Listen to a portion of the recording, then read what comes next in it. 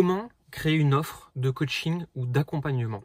Dans cette vidéo, on va voir comment on crée une offre pour ne plus jamais vendre à la séance ou vendre à l'heure et pour ne plus avoir besoin de courir pour remplir ton agenda de séances pendant la journée. Dans cette vidéo, on parlera de prix, de contexte, de vente, de création d'offres. On dira pourquoi le high ticket, c'est complètement une connerie. Et surtout, à la fin, je t'expliquerai comment vendre cette offre de la façon la plus facile qui existe. Reste bien jusqu'au bout de la vidéo.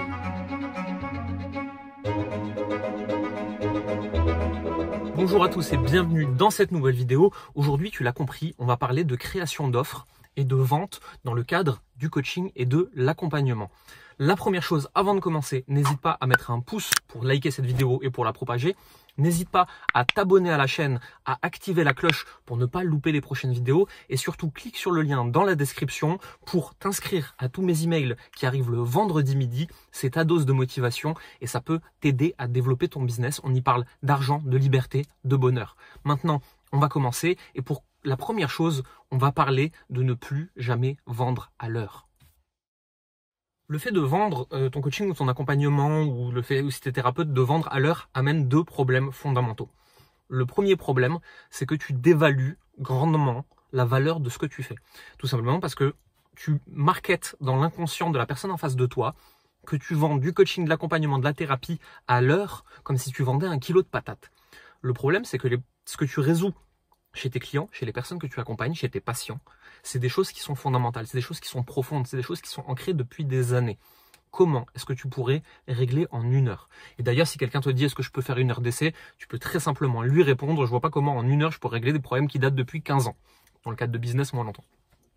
Donc le problème de la vente à l'heure, c'est déjà que tu dévalues fondamentalement la valeur de ce que tu fais dans les yeux de la personne en face de toi. Le deuxième problème avec ça, c'est que tu vas devoir te battre énormément pour remplir ton agenda et passer plus de temps avec tes clients qu'à faire du marketing. Imagine que si tu vends à l'heure, pour bien vivre, il faut effectivement que ta journée soit remplie. Ça veut dire qu'il faut que tu trouves 4, 5, 6 clients pour chaque jour de la semaine, toutes les semaines, toute ta vie. Est-ce que vraiment tu veux courir après ça systématiquement? Maintenant, dans la première chose qu'on va faire, c'est comment construire une offre, mais on va aussi voir comment augmenter tes prix et tu vas voir que le prix existe dans un contexte. Pour comprendre le prix et comprendre comment on construit des offres plus chères, il faut d'abord comprendre fondamentalement ce que c'est que l'argent. L'argent, c'est une unité de mesure avec laquelle on échange des valeurs entre elles qui n'allaient pas forcément entre elles. On utilise de l'argent à se donner les uns les autres tout simplement parce que si moi j'ai des carottes et que je veux des patates, mais que le mec qui a des patates il veut pas de mes carottes, il faut qu'on ait une valeur de transition. Ce que tu fais quand tu vends un accompagnement, c'est exactement la même chose. La personne, elle voit une certaine valeur à ce que tu fais et elle va mettre une unité monétaire dessus. À partir du moment où tu comprends l'argent, tu comprends que ton prix ne dépend que de la valeur que la personne accorde en face de toi à ce que tu fais. C'est-à-dire que résoudre un problème à quelqu'un pour qui c'est pas très douloureux et pas très important et qui s'en fout un peu, ça va peut-être coûter 100 €, alors qu'une personne qui a une douleur extrême, qui a des enjeux hyper importants et qui est sur le point de mourir si elle n'aurait pas ce problème, peut-être que pour cette personne, ça vaut 10, 20, 30 000 €, j'en sais rien. Et on arrive justement à la phase d'après, le prix n'existe que dans un contexte. C'est-à-dire que ton prix n'existe que si on met quelque chose autour. L'exemple le plus connu, c'est le prix de la bouteille d'eau. Une bouteille d'eau dans un centre commercial à côté d'une fontaine d'eau gratuite ne vaut absolument rien. Une bouteille d'eau dans le désert, si tu es en train de crever, tu peux la vendre 1 000 €, la personne elle achète dans la seconde. Après, bien entendu, il y a des questions d'éthique. Le but n'est pas d'escroquer les gens en leur prenant le plus cher possible. Le but, c'est d'être payé à ta juste valeur pour en vivre et à hauteur du problème que tu résous. Et ça, on va le voir dans la phase d'après. Mais avant de te parler du prix que moi je te conseille de pratiquer dans le coaching et dans l'accompagnement et dans la thérapie de manière générale, je voudrais qu'on parle d'abord de cette mode du high ticket. Le high ticket, c'est une mode qui a été popularisée ces dernières années via les réseaux sociaux et via des grands coachs business connus qui disaient il faut faire du high ticket pour vivre. Si ton offre de coaching elle n'est pas au moins à 10 000 €, c'est pas la peine, t'as pas de business. Le problème c'est que high ticket, ça veut tout dire et rien dire. Et pour moi, high ticket, c'est vraiment du bullshit. Dans la simple mesure, c'est que, imaginons, je prends toujours le même exemple. Je vais voir un émir au Qatar. Il pèse 10 milliards. Il a un problème qui lui coûte 100 millions tous les mois. On va imaginer, on invente. On va dire que c'est un problème émotionnel profond. Moi, je peux débloquer sa situation émotionnelle en 5 minutes. Donc en 5 minutes, je peux lui faire économiser 100 millions par mois et il pèse 10 milliards. Est-ce que je suis à étiquette si je lui demande 1 million? À étiquette par rapport à quoi? Et là encore, tu le vois, le prix n'existe que dans un contexte. Le prix existe par rapport à la valeur. Il ne faut pas que tu regardes le prix par rapport à ton compte en banque à toi. mais par rapport à la situation de la personne et à la valeur que tu vas lui délivrer. Et maintenant, justement, je vais t'expliquer ce que je te conseille en termes de prix. En termes de prix, en coaching, en thérapie, en accompagnement, la fourchette varie entre 1000 € et 5-10 000 € selon le problème que tu résous. Donc en fait, globalement, tu peux être au-dessus, tu peux être en dessous, il y a des prix du marché, mais ça, c'est pas le plus important. Le plus important, c'est le résultat que tu vends. Alors, si tu débutes aujourd'hui dans le coaching, dans l'accompagnement, dans la thérapie, je te conseille de créer une offre autour de 2-3 000 €, c'est une bonne moyenne. Et ton offre, en fait, il faut comprendre que tu vends une transformation en plusieurs mois. Donc en fait, c'est 3 000 € effectivement, par exemple, mais c'est 3 000 € pour 3 mois d'accompagnement qui comprend X séances, X documents, X vidéos, etc. et qui va t'aider à passer de la situation A à la situation B. Là, justement, on passe directement à la suite. Quand tu vends ton offre d'accompagnement, tu vends un résultat. Tu ne vends pas un moyen. De la même façon que nous n'achetons pas un stylo, nous achetons la possibilité d'écrire. Retiens bien ça parce que c'est très important, donc je vais te laisser une seconde pour l'intégrer. Tu vends le résultat, tu ne vends pas ton produit. Tu ne vends pas 3 mois, dont 10 séances, dont 2 PDF et 6 vidéos. Ça, c'est bon pour les vendeurs de patates qui vendent de la formation au kilo. Toi, ce que tu vends, c'est une transition, c'est un accompagnement, c'est un déblocage. Tu vends un changement et ça, c'est le plus important. Si la personne arrive à se projeter dans ce changement, elle pourra acheter beaucoup plus facilement. Et alors là, bien entendu, tu as des personnes qui vont te dire « mais comment je sais que ça va marcher ?» Quand la personne te pose cette question, ça ne veut pas dire qu'il faut que tu te justifies. Attention, n'inverse pas les rôles. Tu es la personne qui conseille, tu es la personne qui sait, tu es la personne qui détient les informations puisque c'est ton métier. Tu es là pour l'aider. Donc tu dois être la figure de conseil, la figure d'autorité. Ne te retrouve pas à te justifier par rapport à ton offre de coaching ou d'accompagnement, ça te place en position inférieure. Non pas qu'on cherche à avoir un au-dessus, un en dessous, mais tu es celui qui conseille. Si la personne te demande comment je sais que ça va marcher, ça veut tout simplement dire qu'elle n'a pas encore assez confiance en toi, en elle et en ton offre. À partir de là, je pense qu'il faut la ramener un peu plus tôt dans le processus, lui faire reconsommer des contenus, peut-être la réavoir au téléphone, peut-être lui parler sur Messenger, peut-être recommencer des choses depuis le début. Ça veut dire qu'il y a un manque de confiance entre vous. Si la personne, elle a foncièrement confiance en toi, ça veut dire qu'elle est sûre, avec ton aide et avec les moyens en sa possession, qu'elle va réussir à arriver au résultat.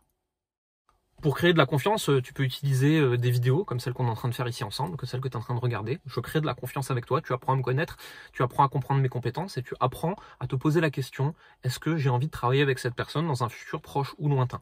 En marketing, on appelle ça la phase d'endoctrinement. C'est un vilain mot, mais c'est pour dire que tu vas me découvrir et tu vas te demander, est-ce que tu veux tomber amoureux de moi professionnellement? C'est comme si on était en train de se faire des petits rendez-vous tous les deux comme ça. Globalement, pour créer de la confiance, tu peux utiliser les vidéos, tu peux utiliser des témoignages, tu peux utiliser des emails, tu peux utiliser le téléphone, tu peux utiliser toutes les ressources médiatiques à ta disposition pour créer du lien entre toi et la personne et pour lui montrer que tu comprends particulièrement bien sa situation. Et ça nous amène au point suivant, ne jamais forcer la vente. J'ai vu ça trop de fois, je n'en peux plus de ce truc-là. Ça a détruit le monde du coaching, ça a détruit le monde de la vente au téléphone, alors que pour certains, ça marchait très bien. Il y a eu tout un courant de pensée où il fallait vendre au forcing. C'est ce qu'on appelle de la vente sous pression. En France, c'est totalement illégal et dans de nombreux pays, c'est illégal aussi. Le but est de casser psychologiquement la personne au téléphone pour la faire acheter. Alors déjà, voilà la relation de coaching que tu auras avec ça juste après. Voilà les dangers juridiques avec ça, parce que la personne, à un moment, elle peut se réveiller quand même et se rendre compte que tu l'as un peu eu avec des méthodes pas belles du tout.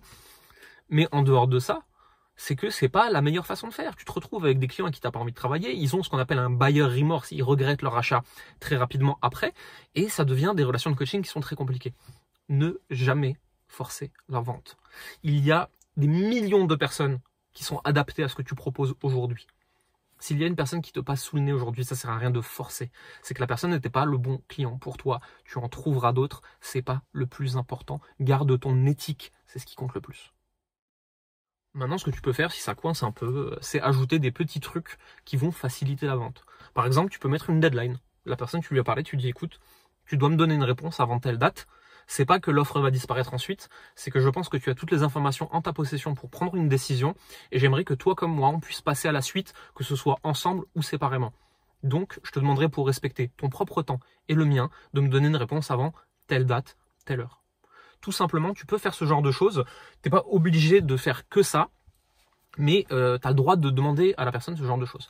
Ensuite, ce que tu peux faire également, c'est dès le début de l'entretien, que ce soit sur Messenger, en vidéo, au téléphone, peu importe comment tu signes tes clients, tu peux dire, écoute, à la fin de cette discussion, et je vais te demander de me donner une réponse claire. Ça a le droit d'être oui, ça a le droit d'être non. Mais par contre, tu ne me dis pas peut-être, parce qu'on est tous les deux des personnes très occupées et qu'on aimerait passer à la suite. Pareil, pose un cadre et demande du respect. Ça va t'aider à vendre plus facilement l'offre d'accompagnement que tu viens de créer.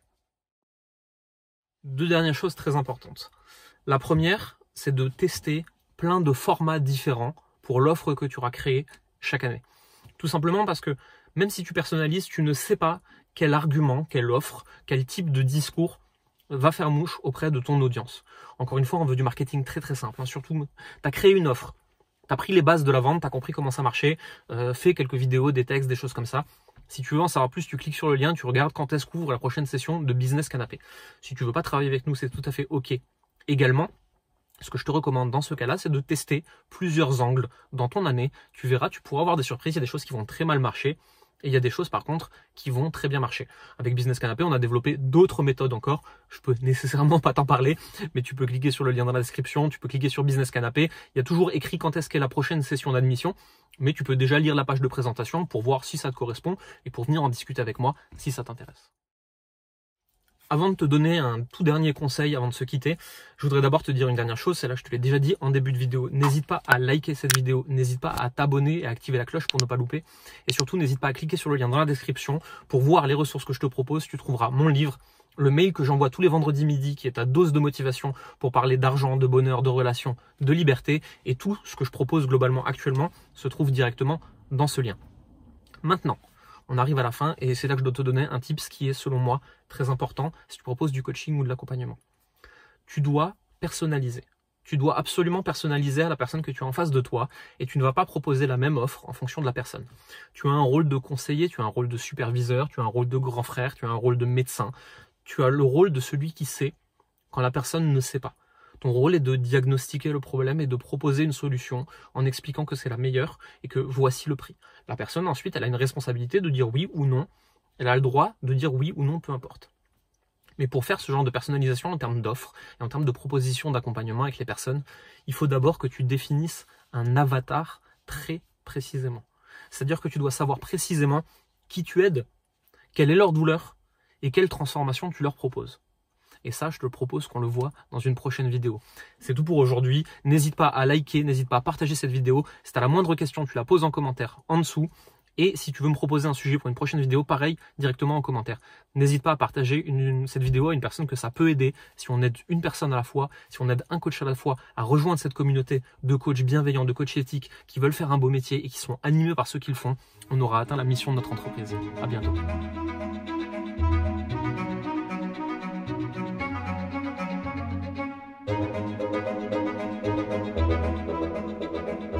Comment créer une offre de coaching ou d'accompagnement? Bonjour à tous, bienvenue dans cette nouvelle vidéo. Et non,